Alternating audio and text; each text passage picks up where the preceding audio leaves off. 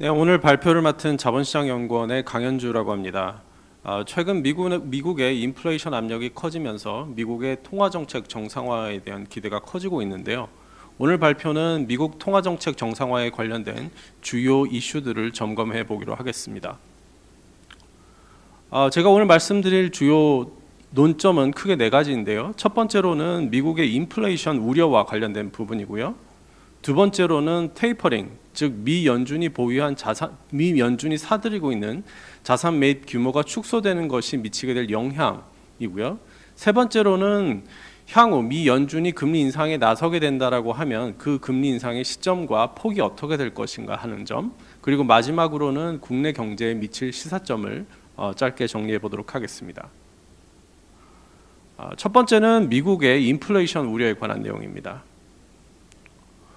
우선 최근 언론 지상을 통해서 들어서 아시는 바와 같이 미국의 인플레이션은 5월 들어서 CPI가 5% 그리고 코어 PCE가 3.4%까지 오르는 등 유례없이 높은 수준으로 상승하고 있습니다. 이러한 인플레이션 확대의 배경으로는 공급 차질이라던가 이연 수요 그리고 기저 효과 이런 요인들이 지적되고 있는데요. 특히 최근 들어서는 인플레이션에 대한 전망치, 즉 경제 전문가들이 예측하는 인플레이션의 전망치와 실제치 간의 오차가 굉장히 커지면서, 즉 실제치가 전망치를 크게 상회함에 따라서 이러한 점들이 시장 불안을 크게 증폭시키는 그런 측면들이 나타났었습니다. 그러면 미국의 물가 압력을 크게 수요 부분과 공급 부분 이렇게 나누어서 살펴보겠습니다. 우선 아래 그래프에서 보여드리고 있는 것은 미국의 과거 경기 순환별 GDP 갭, 즉 실제 미국의 GDP와 미국의 기초 경제 여건에 해당하는 잠재 GDP의 차이를 나타내는 것입니다. 즉 GDP 갭이 크다는 것은 그만큼 수요 부분의 물가 압력이 크다, 이렇게 말씀드릴 수 있겠는데요. 제일 오른쪽에 보시면 즉 21년 3분기 이후에 해당하는 것이 지금 최근의 경기 순환기에서의 GDP 갭이라고 하겠습니다. 금년 성장률의 경우에 상당히 불확실성이 큰 만큼 올해 성장률을 6.8%에서 최대 8%까지 잡았을 경우에 GDP 갭을 산출해 보았는데요. 서로 금년도의 성장률이 8%에 해당한다고 하더라도 미국의 수요 부분 물가 압력이 과거 경기 순환기에 비춰보면 그렇게 크지는 않다라는 점을 알 수 있겠습니다. 특히 또 한 가지 주목해야 할 것은 최근에 어떤 경기 확대의 주요 원인이 대규모 재정 확대에 의해서 기인하는 바가 큰데, 이런 미국의 재정 확대를 살펴보면 사실은 이제 대부분 일회적인 이전 지출에 의한 것인 만큼 이런 것들이 지속성이 크지는 않다, 이런 점을 감안해야 될 것으로 보입니다. 두 번째는 미국의 공급 부문의 물가 압력입니다. 이것은 이제 주로 국제 원자재 가격과 해당되는 부분인데요. 최근 국제 원자재 가격은 지난해 하반기 이후에 빠르게 상승하기 시작해서 금년까지 상승세가 계속 이어졌습니다만, 최근 들어서는 그 급등세가 다소 진정되는 모습입니다. 오른쪽 그래프는 국제 유가의 실제치와 그리고 22년 하반기까지의 전망치를 그려본 것인데요. 국제 유가와 관련해서 주요 예측 기관들은 금년 3분기, 즉 여름의 어떤 성수기를 지나고 나면 전차적으로 국제 유가가 하향 안정화될 것이다, 이렇게 보고 있고요. 주요한 이제 원자재 수입 국가인 중국의 경우에서도 원자재 가격 안정화를 위해서 중국 자체적인 어떤 시장 규제를 강화하고 있습니다. 따라서 이런 요인들을 바탕으로 해서 산업금속이나 농산물과 같은, 즉 왼쪽 그래프를 살펴보시면 이런 주요한 원자재 가격들 역시 5월 들어서는 다소 안정화되고 있는 그런 모습이 나타나고 있는 상황입니다. 다음은 기대 인플레이션입니다. 왼쪽과 오른쪽에서 보여드리고 있는 그림은 각각 미국의 고용 사정이 인플레이션에 미치는 효과가 시간에 따라서 어떻게 변화했는가를 보여주고 있고요. 오른쪽의 그래프는 미국의 과거 인플레이션이 지금 현재의 인플레이션에 미치는 영향이 어떠한가를 역시 시간에 걸쳐서 보여드리고 있습니다. 두 그래프 다 한 가지 중요한 특징이 있는데요. 즉 왼쪽에 고용 사정이 인플레이션에 미치는 영향 역시 2000년대 이후로 그 고용 사정이 인플레이션에 미치는 영향이 점차적으로 축소되고 있고요. 오른쪽 그래프에서도 마찬가지로 과거의 인플레이션이 지금의 현재 인플레이션에 미치는 영향력이 2000년대 이후로 크게 축소되는 것으로 나타나고 있습니다. 이 그래프를 이제 미 연준 의장인 퍼월 의장이 굉장히 좋아하는 그래프인데요. 이렇게 고용 사정이라던가 과거의 인플레이션이 현재 인플레이션에 미치는 영향이 시간에 걸쳐서 특히 2000년대 이후로 크게 축소되어 왔는데 그 핵심 원인은 미국에서 인플레이션에 대한 기대가 굉장히 잘 안착되어 있기 때문입니다. 즉 이런 효과가 향후에도 계속 지속이 된다라고 한다면 서로 공급 요인에 의한 인플레이션이라던가 혹은 수요 부분으로 일시적으로 금년도 인플레이션이 크게 상승하더라도 이런 것들이 내년도에까지 지속적으로 영향을 미치지는 않을 것으로 이렇게 판단할 수 있겠습니다. 이런 점은 시장에서도 받아들이고 있는 것으로 보입니다. 이 그래프에서 나타내고 있는 것은 지금으로부터 5년이 지나서 그 향후에 다시 5년이 지났을 때, 즉 매우 장기간의 어떤 인플레이션에 대해서 시장이 예상하고 있는 기대치를 보여드리고 있는데요. 대체로 2016년 이후에 5년 후에 5년 인플레이션 수합 상황을 보면 대체로는 평균 2.2%에서 크게 안착되어 있고 최근에 어떤 인플레이션 압력이 커진 상황에서도 크게 그 이격치가 크지 않은 것으로 볼 수 있겠습니다. 따라서 인플레이션 압력에 대해 종합적으로 말씀드리자면 기대 인플레이션이 미국이 크게 안착되어 있는 만큼 수요 압력이나 또는 공급 부문의 물가 압력이 해소되고 난다라고 하면 이런 일시적인 물가 상승의 영향은 제한적일 것으로 보이고 점차 물가 목표의 연준의 물가 목표 수준에서 안정이 되지 않겠나 이렇게 보는 것이 시장과 저희 연구원의 일반적인 예상이라고 할 수 있겠습니다. 다만 인플레이션 확대의 위험이 여전히 존재하고 있는데요. 미국의 경제 주체들이 사실 글로벌 금융위기 후 상당 기간, 매우 오랜 기간 동안 1% 수준의 저물가에 익숙해 있는 상황이기 때문에 3% 혹은 2% 후반대의 인플레이션이 상당히 장기간 지속이 될 경우에 기대 인플레이션이 잘 안착되어 있던 부분이 흔들리면서 이런 것들이 경제 주체 의사결정에 영향을 주면서 인플레이션이 지속적으로 확대되는 그런 우려가 발생할 수도 있겠습니다. 다음은 테이퍼링의 영향입니다. 우선 미국의 장기 국채 금리인데요. 미국의 국채 금리는 지난해 하반기 이후로 인플레 우려와 맞물려서 상승하기 시작했고요. 특히 금년 들어서 매우 가파르게 상승하였다가 3월 하순을 정점으로 해서 안정되고 있고 최근에는 오히려 다소 둔화되고 있는 그런 모습을 보여주고 있습니다. 미국의 장기금리로부터 조금 유의미한 정보를 뽑아내기 위해서 미국의 장기금리를 두 가지 요인으로 구분해 볼 수 있겠습니다. 첫 번째로는 기준금리 변경에 대한 정보를 담고 있는 위험 조정금리, 즉 현재와 미래의 기준금리의 평균치에 해당하는 위험 조정금리가 있겠고요. 두 번째로는 기간 프리미엄입니다. 이것이 이제 통상 재무 교과서에서는 장기 채권엔 투자에 대한 보상 이렇게 설명을 하고 있는데요. 이 기간 프리미엄이 담고 있는 정보는 뭐 여러 가지가 있겠습니다만 가장 핵심적인 부분은 채권의 수급입니다.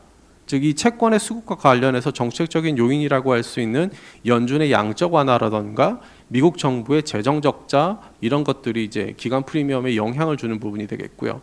또 한편으로는 향후 성장이나 물가의 불확실성에 관한 정보도 담게 됩니다. 여기서 이 그래프에서 보여드리고 있는 것은 앞서 말씀드렸던 기간 프리미엄의 추세입니다. 즉 2015년 이후 최근까지의 기간 프리미엄을 그려보고 있는데요. 금년도 지난해 하반기 이후 금년까지 미국 국채 금리가 가파르게 상승하는 과정에서 사실 가장 이제 주요한 원인은 기간 프리미엄 자체가 빠르게 올라왔다는 점인데요. 최근에 기간 프리미엄 수준을 보면 이것이 이제 2016년 하반기 트럼프 당선 이후에 트럼프 세제 개혁이 진행되는 과정에서 미국의 경기가 크게 활성화되던 시점, 그때와 굉장히 유사한 레벨이고요. 2018년 2월 연준이 보유하고 있던 자산을 매각하던 시점보다도 훨씬 높은 수준입니다.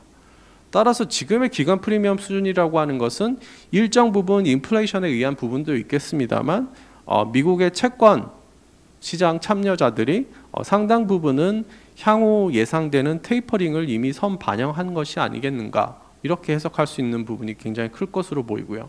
따라서 이런 점들을 감안한다라고 한다면 테이퍼링이 시작이 된다고 하더라도 이미 채권 투자자들이 상당 부분 이런 점을 가격에 반영해 놓은 상태이기 때문에 일시적인 변동성은 발현될 수 있겠습니다만 채권 금리가 테이퍼링 자체로 의해서 가파르게 올라간다 하는 그런 부분들은 조금 발생하기 어렵지 않겠나, 이렇게 보고 있습니다. 실제로 기간 프리미엄을 살펴보면 과거 2014년에 테이퍼링이 도입되었던 당시, 그리고 2018년 보유자산 매각이 시행된 이후에 프리미엄 자체는 떨어지는 그런 형태를 보였기 때문에 향후에 테이퍼링이 어나운스 된다고 하더라도 또는 시행이 된다고 하더라도 이게 국채 금리에 압력이 되지는 않을 것으로 이렇게 판단하고 있습니다. 다음은 신흥국 증권자금 유출입과 관련된 부분인데요. 즉 테이퍼링 하면 이게 과거 2013년 경험으로 인해서 신흥국 증권자금에 상당히 악영향을 주지 않겠는가에 대한 불안감이 있는데요. 통상적으로 신흥국 자금 유출입은 크게 두 가지 요인에 의해서 설명된다라고 할 수 있겠습니다.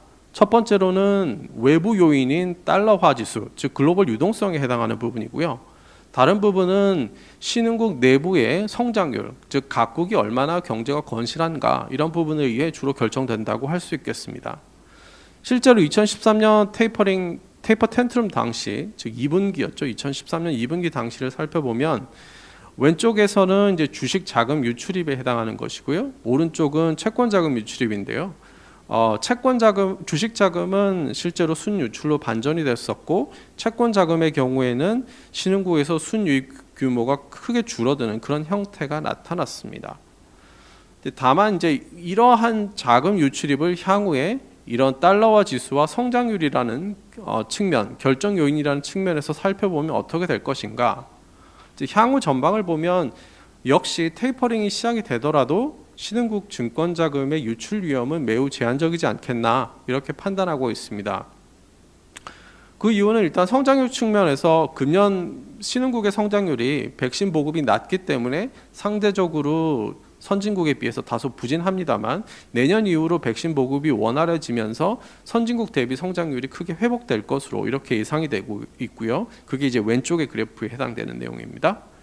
그리고 미국의 달러 지수화를 보면 이것 역시 점차적으로 연준이 통화정책 정상화를 완만하게 진행할 것이라는 점, 또 유럽 역시 2022년 이후로 경제가 상당히 가파르게 회복될 것이라는 점, 이런 요인들로 인해서 달러화 지수 자체도 급등하지는 않을 것으로 보이기 때문에 이런 성장률 요인 그리고 유동성 요인 모든 것이 어떤 신흥국 증권 자금에 비교적 긍정적으로 작용할 수 있기 때문에 테이퍼링이 갖는 부정적인 효과도 크지 않을 것으로 이렇게 보입니다.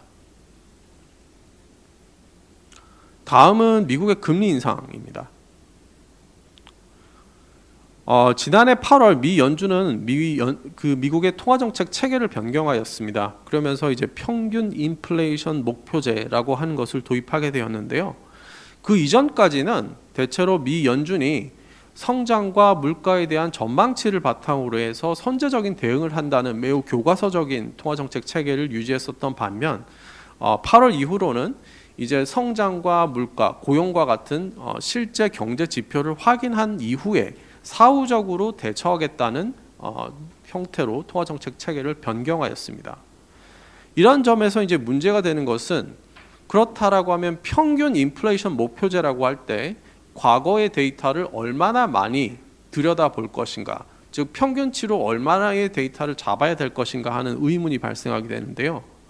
연준이 이 점에 대해서 뚜렷하게 밝힌 바도 없고 이와 관련된 학계의 논의도 좀 분분한 상황입니다만, 저희가 예상하기로는 기저효과, 데이터가 갖는 기저효과들을 감안하면 2년 정도의 과거를 살펴보는 기간이 합리적이다라고 이제 생각이 됩니다. 따라서 2년 정도의 평균 인플레이션과 그리고 4% 초반에 해당하는 자연 실업률의 미국 고용 여건이 도달하는 시점, 이런 것들이 언제인가를 살펴보면 대략 2022년 후반에는 연준이 기준금리 인상을 할 수 있는 정책 여건은 내는 도달하지 않겠는가 이렇게 보고 있습니다. 미국의 그 아래 그래프는 그 미국의 코어 PCE 물가 상승률의 실제치와 향후 2022년까지의 전망치와 함께 2년 이동 평균을 그려보고 있는데요. 대체로 2022년 하반기에는 이런 연준의 정책 여건에 해당하는 그런 수치에 근접할 것으로 예상하고 있습니다. 그러면 미국이 금리를 2022년 후반 혹은 2023년에 올리게 된다라고 하면 그 인상의 폭은 어떻게 될까요? FOMC 위원들은 그 연준의 경기 전망, 즉 SEP를 통해서 미 연준의 기준금리의 장기 수준을 2.5%로 꾸준히 평가를 하고 있습니다. 다만 이러한 점은 시장에서 생각하는 것과 굉장히 차이가 많은데요. 아래 그래프를 보여드리고 있는 것은 시장에서 생각하는 장기 기준금리가 어떻게 될 것인가를 시계열적으로 보여드리고 있습니다. 이것 역시 이제 10년물 국채금리에서 이제 추출해낸 데이터에 해당하는데요. 최근 데이터를 보시면 이제 시장에서 생각하는 장기 기준금리는 1.75%에 불과합니다. 즉 과거 코로나가 발생하기 전에는 시장에서도 연준과 마찬가지로 대체로 2% 중반이 장기 기준금리 수준이다라고 생각하고 연준과 같은 의견을 보냈습니다만 시장은 코로나 이후로는 1.75%로 매우 떨어져 있는 상황입니다. 즉 FOMC 위원들은 향후에 대략 9번 정도 금리를 더 인상할 수 있다 이렇게 생각하는 반면에 시장에서는 올려봐야 6번일 것이다 이렇게 판단하고 있는 것이죠. 시장에서 이렇게 기준금리 인상 폭이 낮아질 것이다라고 판단하는 원인을 살펴보면 사실 이 평균 인플레이션 목표제 때문인 것으로 볼 수 있습니다. 즉 과거에는 연준이 선제적으로 대응을 했기 때문에 경기 회복기부터 금리를 올렸던 반면에 그 평균 인플레이션 목표제에서는 실제 데이터를 확인하고 나서부터 금리를 올리기 때문에 즉 저희 예상으로는 2022년 중반이 경기 정점으로 예상이 되고 있기 때문에 미국의 경우에도 연준이 경기 정점을 지난 시점부터 뒤늦게 금리를 올리기 때문에 결과적으로 금리를 올릴 수 있는 폭의 자체가 굉장히 제한되지 않을까. 따라서 시장 참가자들은 이런 점을 금리에 프라이싱하고 있는 게 아닌가 이렇게 보여집니다. 마지막으로 국내 경제에 대한 시사점을 짧게 말씀드리겠습니다. 우선 향후에 예상되는 최적 시나리오, 이것은 사실 저희가 생각하는 기본 시나리오라고 보셔도 될 것 같습니다만 우선 제일 핵심적으로 미국의 성장세는 계속 지속될 것으로 보이고 이런 글로벌 경기 회복세가 미국과 미국의 교역국을 중심으로 동조화됨에 따라서 세계 경제가 동반 상승하는 그런 모습이 나타날 것으로 예상하고 있습니다. 저희 연구원에서는 이제 미국의 성장세가 7%에 근접할 것으로 예상하고 있고요.